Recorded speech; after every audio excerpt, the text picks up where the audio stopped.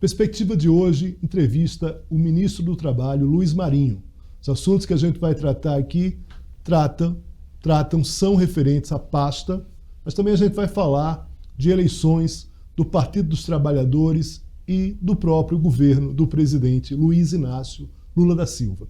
Ministro, muito obrigado aqui pela presença. Começo perguntando ao senhor o seguinte: a calamidade, a tragédia no Rio Grande do Sul acabou revelando graves problemas. Primeiramente, diretamente relacionadas às questões ambientais, mas também problemas relacionados à pasta do senhor, como, por exemplo, a questão de endividamentos. Quando se buscou ações federais, se descobriu a dificuldade do trabalhador lá na ponta, principalmente relacionadas ao Fundo de Garantia por Tempo de Serviço. Como é que o senhor pensa e trata essa questão do FGTS, não só no Rio Grande do Sul, mas de uma forma geral para o brasileiro? Bom, primeiro quero lhe cumprimentar, Leonardo, quero cumprimentar os telespectadores, toda a sua audiência. Um prazer enorme estar aqui, mando um abraço a todos os homens e mulheres do nosso país, em especial do povo do Rio Grande do Sul, nossa solidariedade sempre. Estamos aí trabalhando, o presidente Lula nos orienta a todas as áreas para fazer absolutamente tudo que tiver ao nosso alcance, desde do auxílio a todos, os 5.100 lá, a todas as famílias atingidas para recompor seus eletrodomésticos, até as ações direcionadas à recuperação, habitação, unidade de saúde, educação, enfim, recursos de financiamento subsidiado para as empresas recompor seus parques também, convênio com a Fundação Banco do Brasil, olhando para 131 cooperativas que perderam toda a sua capacidade de coleta para reciclagem, enfim, nós estamos trabalhando esse processo. Aos trabalhadores, a recursos destinados às empresas que poderão fazer a adesão, lançamos dois pagamentos de um valor de um salário mínimo a esses trabalhadores, das empresas atingidas. Uma parte se realizaram e encerrava a semana passada, mas solicitaram que a gente ampliasse, então soltei uma nova portaria publicada na sexta-feira, abrindo prazo esta semana e a semana que vem. Então as empresas que não fizeram adesão no primeiro momento poderão fazê-lo agora até o dia 15 deste mês. Quem fizer adesão, evidentemente, tem a contrapartida de 4 meses de garantia de emprego, não poder demitir, mas fica aí, mais uma vez, aproveitando aqui a audiência para chamar a atenção dos profissionais de recursos humanos, das empresas, dos empresários que queiram fazer adesão a esse programa. E também antecipamos o abono salarial, o calendário todo para facilitar a vida de quem estava ali, quem ganha até 2 salários mínimos, na verdade. Você teve também duas parcelas adicionais de seguro-desemprego para quem estava recebendo seguro-desemprego, e também o saque calamidade do Fundo de Garantia, e aí depende do saldo de cada um. E nessa constatou que uma parcela, a Caixa está levantando para a gente quantos trabalhadores chegou nessa situação, mas uma parcela de trabalhadores não puderam sacar porque está comprometido no endividamento do empréstimo que eles fizeram a partir do famigerado saque aniversário, e aí você faz os empréstimos consignados a partir do seu fundo de garantia e comprometeu todo o seu fundo, não podendo agora sacar para o saque calamidade. Então, são consequências de distorção de eventuais políticas públicas se você não calibrar bem, não monitorar bem qual a política pública você está desenvolvendo. Essa lei é uma lei do governo anterior, que você sabe do meu compromisso a pedido de milhões de trabalhadores que, ao ser demitido, não puderam sacar o seu saldo, porque tem aí uma restrição por um período pós-demissão, que nós queremos reverter essa lei, acabando com o saque aniversário, criando outra possibilidade, que é do empréstimo consignado a partir da folha de pagamento, para que ele tenha um crédito mais barato do que o que está no mercado. Mas, infelizmente, isso acabou criando essa distorção no Fundo de Garantia. Até porque o Fundo de Garantia, Leonardo, ele é pensado, quando foi criado, primeiro ele vem substituir a estabilidade do emprego que então existia. Acabou a estabilidade do emprego do setor privado, quando atingisse 10 anos de empresas, e nasceu ali o Fundo de Garantia. O Fundo de Garantia é pensado como uma poupança que o empregador deposita, não é o trabalhador, é o empregador que deposita, para fazer uma poupança para socorrê-lo em alguma circunstância durante o contrato de trabalho, é o caso de calamidade, é o caso de doença extremada, mas habitação, financiamento da habitação, e quando a demissão ser o seu socorro no infortúnio do desemprego até para fazer a transição para o próximo emprego. Portanto, o saque aniversário vem criar uma distorção disso, na medida que quando ele é demitido ele não pode sacar absolutamente nada. Então essa é uma distorção que nós queremos corrigir. E de forma prática, ministro, qual é a ideia, o que é que tem estudo para resolver isso? A ideia é você mandar, nós estamos construindo, primeiro fazer a adaptação tecnológica, a partir do e-social e o Fundo de Garantia Digital, para não necessitar o trabalhador que deseja, que necessita de um crédito ancorado na folha de pagamento, ele poder fazê-lo sem ter, como é hoje, a obrigação da autorização do seu empregador, porque hoje poderia ter já essa linha de crédito, mas desde que o seu empregador faça um convênio com alguma instituição financeira. O que nós desejamos é ter uma plataforma que esteja para todo o setor financeiro, que ele possa concorrer para ofertar a menor taxa para esse trabalhador, para essa trabalhadora, e esse trabalhador, essa trabalhadora decida qual instituição que ele deseja fazer. Isso, a ferramenta, essa plataforma, cuida de fazer o comunicado para o empregador, fazer o desconto para a respectiva instituição financeira. Muito bem. Ministro, um outro tema que a gente achou em determinado momento, a partir do que vinha de notícias da Esplanada, era algo que parecia resolvido, que era a questão da regulação em relação aos trabalhadores de aplicativo. Em determinado momento, o próprio governo comemorou aquele acordo, aquela negociação, principalmente voltada aí para os trabalhadores de carros, né, com carros. Moto, naquele momento, não estava incluído. Mas logo depois se viu que aquela negociação não estava madura suficientemente para a discussão, inclusive, de projetos efetivos. O que foi que deu errado naquela negociação? Como é que os senhores vão resolver isso? Veja, nós estamos, acho que, próximo de andar no Congresso Nacional. O que nós fizemos ali foi um diálogo, o governo coordenando, provocando as partes, trabalhadores e empregadores a conversarem. Teve 2 mesas simultâneas de motoristas, fala veículos 4 rodas, e dos motociclistas, os entregadores.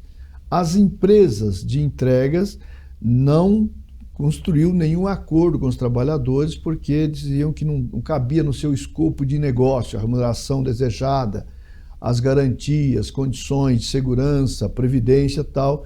Eles não toparam no primeiro momento. As plataformas de transporte de pessoas, de passageiros, caminhou com os trabalhadores. Evidentemente que o resultado sempre de um acordo não é nem que um nem que o outro deseja, é a composição que esteve mesa, as contradições de mesa que chega a uma composição, como todas as acordos em qualquer parte que se discute, que se negocia. Sempre tem as diferenças e chega num acordo. Chegaram num acordo, o governo encaminhou esse projeto, então o pessoal vai lá, é o projeto do governo, um projeto que o governo encaminha a partir de uma composição de partes, como o governo adota, que é a postura que eu tenho adotado. Não espere de mim nenhum canetaço de absolutamente nada. O que nós vamos é provocar que as partes cheguem num acordo. As partes chegando num acordo, não importa a minha opinião, a opinião do governo. O importante é essa negociação. Ocorre que, ao ser encaminhado, hoje, fazendo um parênteses, hoje na sociedade tem um negócio que é a desconstrução da verdade, a partir de inverdades, a partir das fake news, a partir de mentiras. Então, o que é garantia vira abuso ao trabalhador. Por exemplo, a Previdência Social é obrigado, para ter segurança, tem que contribuir com a Previdência.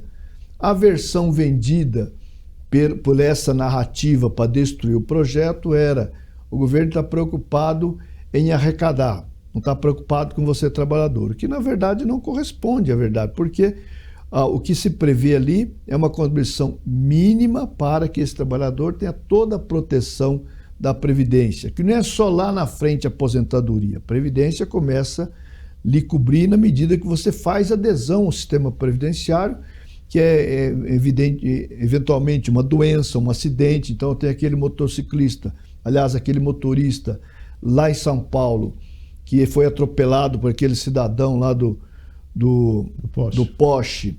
ele não tinha previdência, deixou filhos, deixou viúva. Quem garante a saúde, uma pensão para esse povo? Não tem, a não ser que o proprietário do poste seja condenado pela justiça. Não tem nenhum sistema que o protege. A Previdência é para dar essa proteção acima de tudo. E além de várias garantias que se entrou ali no projeto de lei. Veja, quando nós mandamos para o Congresso é o espaço adequado para fazer eventuais adaptações e ajustes que possa se fazer, inclusive continuar o processo de negociação com o relator e com as comissões que vão tramitar, dialogando com as partes, está acontecendo. Na Comissão de Indústria e Comércio, o deputado Augusto Coutinho é o relator, que está fazendo esse processo. Creio que o relatório dele deve estar pronto para essa semana. Essa semana teria, em tese, condições de ser votada na Comissão de Indústria e Comércio. A partir daí vai para a Comissão de Trabalho.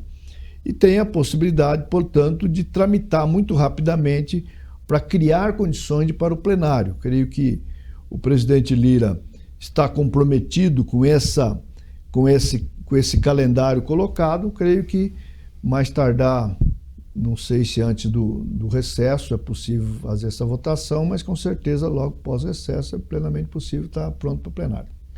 Ministro, o presidente Lula, entre as propostas de campanha, do programa de governo, estava a criação de mais empregos. Como é que está essa entrega? O senhor é o principal responsável por essa promessa do presidente Lula. Quais são os números atuais? Na verdade, o responsável é todo o governo, né? O ministro Alckmin, na Indústria e Comércio, você tem o ministro Haddad, depende muito do funcionamento da economia, ministro da Educação, da Saúde, que cada investimento ele propicia geração de emprego. Então você tem o Congresso Nacional, tudo aqui é um conglomerado de responsabilidade, vamos dizer assim. A minha responsabilidade é interagir com o mundo empresarial, sem dúvida, e também com os trabalhadores. Graças a Deus tenho boa relação com as entidades empresariais e trabalhadores. Está vindo bem. O ano passado nós geramos, arredondando, 1,5 milhão de empregos formais. Este ano, nos 5 primeiros meses, nós geramos 2 milhões, aliás, nos 5 primeiros meses deste ano, 1.088.000. A soma do 1,5 milhão mais 1 milhão dá 2.549.000 em 17 meses. Eu destacaria nesse ano, de janeiro a maio, especialmente a indústria. No ano passado ela andou muito de lado. Ano passado, para ter uma ideia, de janeiro a maio, na indústria, dos 1,5 milhão, foi 123.000 empregos. Aliás, 125.000. De janeiro a maio, 123.000. Janeiro a maio deste ano, a indústria gerou 209.000 novos empregos, ou seja, 69% a mais do que o ano passado. Esperamos que continue. Esse mês de maio foi menor que o ano passado. Todos os meses, de janeiro a abril, foram maiores que o ano passado, só foi menor maio por conta do Rio Grande do Sul. Rio Grande do Sul, pela tragédia, teve uma diminuição em maio de 22.000 pós-trabalhos, negativo. Se tivesse tido isso, teria empatado com o ano passado. Evidente que o Rio Grande do Sul, eu acredito que junho ainda virá emprego negativo, mas acredito que agosto começa a diminuir essa margem, chegando no final do ano, eu acho que já um processo de retomada de geração de emprego no Rio Grande do Sul. Os investimentos, todos anunciados, ele demora um tempo de projeto para virar canteiro de obra, a partir do canteiro de obra que de fato começa a gerar empregos, em particular na construção civil, acho que vai gerar muitos empregos no Rio Grande do Sul, e acho que rapidamente se recupera nessa reconstrução desejável para o povo gaúcho. Ministro, o senhor é um político nato, falando aqui de eleições, estamos em ano eleitoral e ano de eleições municipais. O senhor vai tirar alguns dias de férias para fazer campanha, principalmente na sua base eleitoral ali, São Bernardo e região. Isso está acertado com o presidente Lula? Eu comuniquei ao presidente Lula que vou sair de férias. Como eu tenho direito de férias, vou pegar 20 dias de férias. Portanto, é uma ação pessoal minha, não tem nada a ver com deliberação de governo, reação do presidente Lula. Então eu disse, olha, vou pegar férias e vou atuar no estado de São Paulo, em especial. Se tiver algum chamado de outro estado, a gente sempre colabora com os amigos, mas para atuar no estado de São Paulo, no ABC Paulista, Grande São Paulo, interior de São Paulo. Tem várias cidades ali que o pessoal fica nos cobrando a presença, a gente acaba não conseguindo dar toda a atenção, na medida que o Brasil é grande, precisa dar atenção para todo o território nacional, no papel de ministro. Eu estando de férias, portanto, posso atuar onde a minha consciência mandar e onde for convidado. Ministro, em relação ainda à eleição municipal, o PT está tendo uma dificuldade grande. Basicamente, segundo a própria perspectiva dos estrategistas petistas, é que nas capitais vão ter 2 capitais ali que dá para pensar em ganhar com candidatos efetivos. Eu estou falando ali de Teresina e de Fortaleza. Em Goiânia, talvez ali com alguma chance ainda, mas de qualquer forma, nas capitais existe uma dificuldade muito grande do partido. Que o senhor atribui essa dificuldade e como o senhor imagina que o PT vai sair das eleições municipais? Acho que o PT sairá mais forte, Leonardo. Eu acho que, você olha assim, e tem os nossos candidatos aliados. Capital São Paulo, nós disputamos para valer ali. Ganhar ou perder faz parte da disputa. Então, você fala, vou ganhar. Nós temos perspectiva de disputa na capital São Paulo, nós temos perspectiva de disputa apoiando a candidatura do João Campos e Recife. Então, não é somente 2 capitais que nós estamos disputando muitas capitais junto com os aliados. Afinal de contas, não se chega sozinho. É preciso, nesse processo de composição, enxergar também o potencial, o compromisso dos aliados e apoiá-los onde nós estamos apoiando, e se apoiados onde estamos sendo apoiados. Mas eu acredito, sinceramente, que o PT crescerá. Isso é muito importante. Hoje, nós já governamos, em 2012, mais de 600 cidades, hoje não chegamos a 200, e creio que nós vamos ultrapassar a marca de 200, não sei exatamente quanto, essa conta nacional eu não tenho participado, não tenho atuado, até por circunstância da minha tarefa, mas tenho certeza que o PT crescerá nessas eleições aqui, um processo de retomada, tanto em vagas de vereança no Brasil inteiro, como também de prefeituras. O PT, particularmente sozinho, junto com seus aliados, junto com a Federação, PCdoB, PV, e com os aliados, PDT, PSB, Rede, PSOL, enfim, nós temos um conjunto de partidos que em várias cidades nós estamos comprometidos no apoio a essas candidaturas também. O que o senhor atribui aqui, repetindo um pouco da pergunta anterior, mas só para deixar mais claro, que o senhor atribui a dificuldade do PT? O PT foi um partido muito forte nas prefeituras,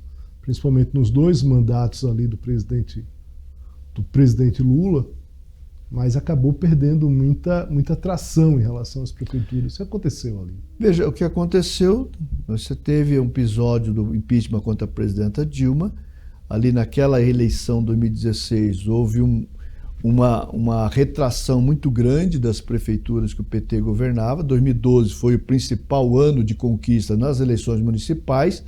2016, 2020 foi um processo de retração muito grande. Esse antipetismo 2016 e 2020, ele perdurou, o resultado daquele movimentação de 2013, começou ali em 2013, e nós tivemos ali perdemos vários espaços de território, nacionalmente falando, em cada estado, enfim. Essa eleição do presidente Lula cria as condições, a partir da eleição do presidente Lula, em olhar para essa eleição como uma oportunidade de retomada de crescimento. Não será retomada, recompor a situação de 2012, mas não será o resultado de 2016 e 2020. Nós vamos crescer em relação a isso, e aí vem 2026, precisamos ver como nós vamos chegar em 2026. Acredito eu que com a liderança do presidente Lula se colocando como possibilidade da reeleição, e aí é um processo de dar continuidade a esse processo de crescimento. Outro patamar, o Brasil hoje é outro, você tem todo o fenômeno criado após o impeachment contra a presidenta Dilma, que é da antipolítica. Nós precisamos continuar defendendo como a democracia, o Instituto da Democracia, o Instituto da Política. Não há transformação de território que não seja pela política. Todo mundo crê em Deus, eu também creio, mas nas decisões políticas se pode reconstituir orçamento, reconstruir políticas públicas, reconstruir direito, reconstruir evolução das coisas, que tem que passar pela educação, tem que passar pelas políticas públicas, tem que passar pelo crescimento da economia. O Brasil tem oportunidade muito importante agora, né? A COP30 vem aí, eu acho que é uma boa oportunidade do Brasil expor para o mundo qual a sua capacidade, suas competências nesse debate das transições energéticas, e ela tem que ser uma transição que seja justa, que envolva trabalhadores, que envolva o povo brasileiro como um todo, que envolva as mulheres, a juventude, o povo negro, o povo indígena, sem absolutamente nenhum preconceito. Por isso eu acho que nós vamos reconstruindo as possibilidades das boas políticas, e o PT, nesse aspecto, terá muita oportunidade, com certeza. Ministro, um assunto em pauta agora é o crescimento global da direita no mundo. As eleições na Europa agora vêm mostrando isso, esse fortalecimento da direita, e aí não só da direita, mas da extrema-direita. Eleições nos Estados Unidos, o debate entre Joe Biden e Trump mostrou claramente a fragilidade de um candidato democrata, apoiado pelo presidente Lula, por mais que não queira dizer o efetivo voto lá nos Estados Unidos, a declaração de apoio aqui do presidente Lula relaciona o presidente a um candidato, que inclusive na época que o Bolsonaro apoiou Trump foi muito criticado por dar apoio, por ter legitimado um candidato nos Estados Unidos. O presidente Lula acabou fazendo o mesmo agora, dessa vez em relação a Biden. Mas a minha questão é a seguinte: esse crescimento da direita global, ele preocupa de que forma, geograficamente, o Brasil, mesmo distante, geograficamente falando, desses dois movimentos, tanto nos Estados Unidos quanto na Europa? Veja, sempre preocupa quando porque a coisa extremada não faz bem.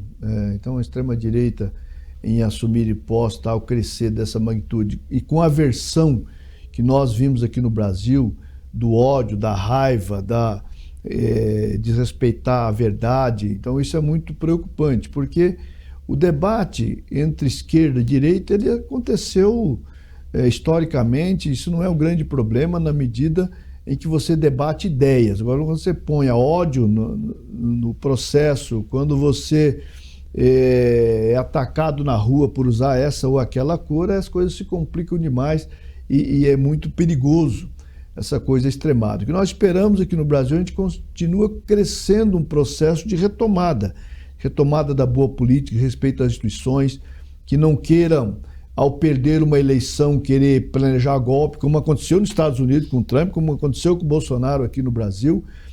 As urnas têm que ser respeitadas, os resultados têm que ser respeitados. Agora, o presidente Lula tem uma iniciativa com o presidente Biden, e ficou conhecido como iniciativa Biden-Lula, Lula-Biden, que é de propor às nações que respeite os trabalhadores, que tenha trabalho decente, a lógica do trabalho decente, ou seja, o trabalho formal, o trabalho de boa remuneração, sem trabalho forçado, sem exploração da mão de obra infantil. Então nasceu uma grande parceria do Lula-Biden, especialmente no campo do trabalho, para dizer o seguinte: o trabalhador tem que ser respeitado. Vem o advento aí da inteligência artificial. Como que a gente usa todas as inovações, todas as novas tecnologias para criar condições de melhor distribuição de renda, que o trabalho seja respeitado, não simplesmente substituído por uma máquina sem absolutamente nenhum ganho para a sociedade brasileira. Invariavelmente, as inovações tecnológicas não se deu para incorporar mais trabalho, se deu para substituir e para que poucos lucrassem. Então aí surgem os poucos bilionários. Então 1% da humanidade detém grande parcela da riqueza global. Como é que fica isso, né? Isso, levado à última consequência, vai sobrar muita gente sem ter o que fazer. Os estados precisam se preocupar com isso. Então, acho que a iniciativa Lula-Biden é um pouco discutindo essa questão do trabalho. Qual o valor que deve se dar ao trabalho? Qual o valor que deve dar às pessoas, às famílias? Como conjugar um processo onde o desenvolvimento não seja eliminar pessoas do mundo do trabalho? Ou seja, nós precisamos pensar nessa tecnologia, como fica a política do cuidado das pessoas, cuidado das cidades. Então você tem um conjunto de possibilidades para ser incorporado nesse debate. Em relação à questão tanto do discurso da direita quanto principalmente na questão do trabalho, o senhor veio do meio sindical, o senhor foi criado né, presidiu entidades sindicais, e a gente sabe da dificuldade dos sindicatos em relação, né, ao apoio ao trabalhador, em relação ao direito ao trabalhador. No sentido, a partir da lógica do PT, inclusive o Partido dos Trabalhadores. Como é que o senhor imagina, como é que o senhor vê essa dificuldade dos sindicatos e se o senhor imagina que há chance, dentro da lógica dos senhores, de uma efetiva retomada da força sindical, que a gente sabe que no país, no Brasil, se perdeu muito fortemente nos últimos 6, 7 anos? Eu creio que a reforma 2017, Temer-Bolsonaro, nesse período pós-golpe contra a Dilma, você teve um processo devastador para a organização sindical, inclusive empresarial. Só que o empresarial sofreu menos porque o empresariado, as entidades, as confederações têm no Sistema S, ao administrar o Sistema S, eles têm ali um repasse de parcela do sistema para as entidades que acabam socorrendo as federações. Então, os empregadores acabaram safando. Então, uma coisa totalmente desigual. Veio como desmonte da organização sindical de trabalhadores. Mas os empregadores também sofrem alguma consequência, especialmente as federações. E quem faz mesmo as negociações é sindicatos e federações patronais. As confederações acabam negociando muito pouco, praticamente nada. Eles administram mais o Sistema S e no Sistema S acaba socorrendo as federações. Então foi desigual. Nós precisamos equiparar isso.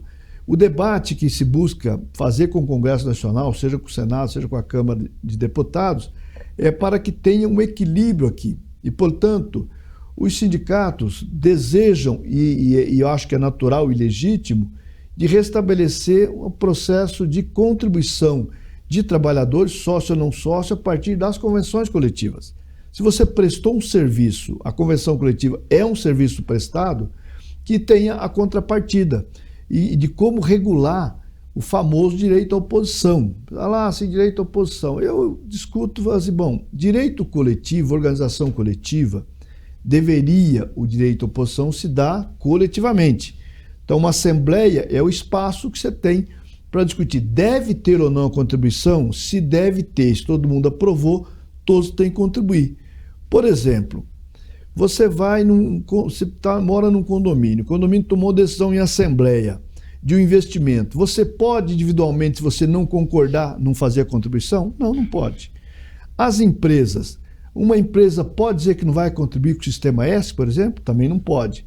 Porque um sindicato que pode negociar até redução de salário, não pode, a Assembleia que pode aprovar, até redução de salário não pode aprovar a contribuição, há uma contradição aqui, preconceituosa contra a organização do trabalho.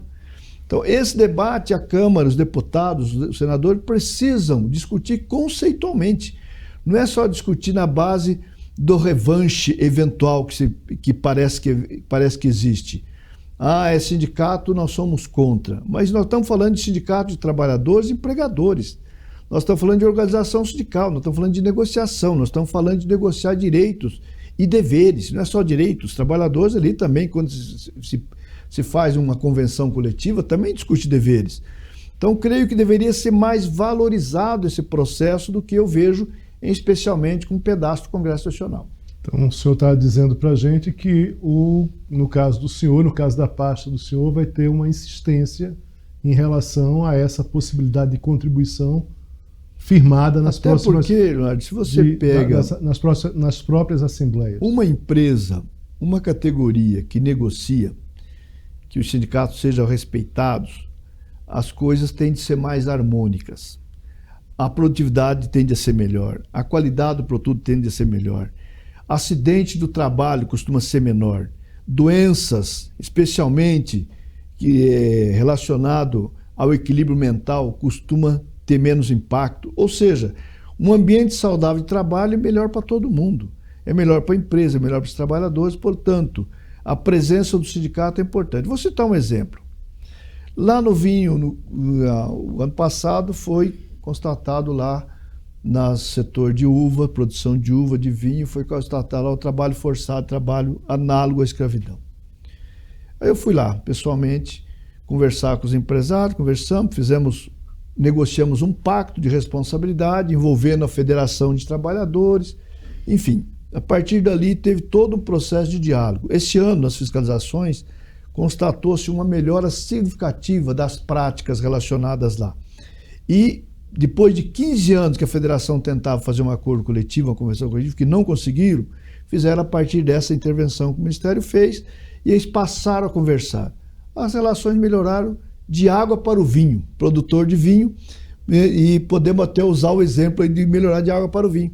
A formalização de carteira de trabalho assinada, tudo melhorou, todos os indicadores melhoraram. Ou seja, provando que tem uma ferramenta importante em conflito, o diálogo.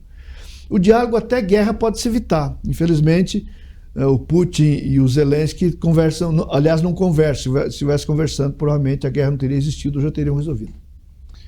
Ministro Luiz Marinho, agradeço muito a presença do senhor aqui no programa Perspectivas. Até a próxima, muito obrigado. Eu que agradeço a você, a audiência, um abraço forte e boa audiência cada vez mais.